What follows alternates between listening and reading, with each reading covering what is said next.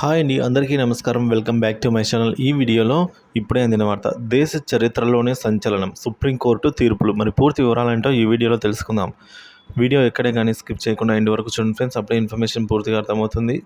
అలాగే వీడియోకి ఒక లైక్ చేయండి. వీడియోలోకి అయితే వెళ్ళిపోదాము ఫ్రెండ్స్. ఇక విషయానికి వచ్చినట్లయితే, స్వాతంత్రం వచ్చిన నాటి నుంచి సుప్రీంకోర్టు వెలువరించినటువంటి వాటిని తీర్పులను, దాదాపుగా 37,000 తీర్పులను ఇప్పటి వరకు హిందీలో అనువదించినట్లు సిజేఐ జస్టిస్ డివై చంద్రచూడ్ తెలిపారు.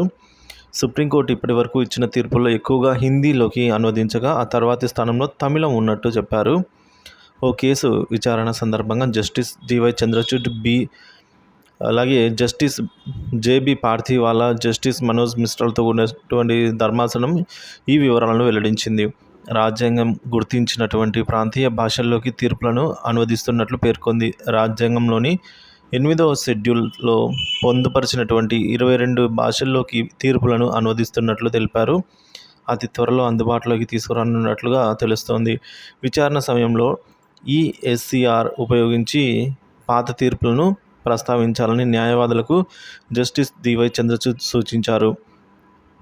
ఈఎస్సీఆర్ ద్వారా సుప్రీంకోర్టు తీర్పులను ఉచితంగా పొందేందుకు సామాన్య ప్రజలు, న్యాయ విద్యార్థులకు వీలు కల్పించింది. ఈ ప్రాజెక్టును 2023లో ప్రారంభించింది. విచారణ సమయంలో న్యాయవాదులు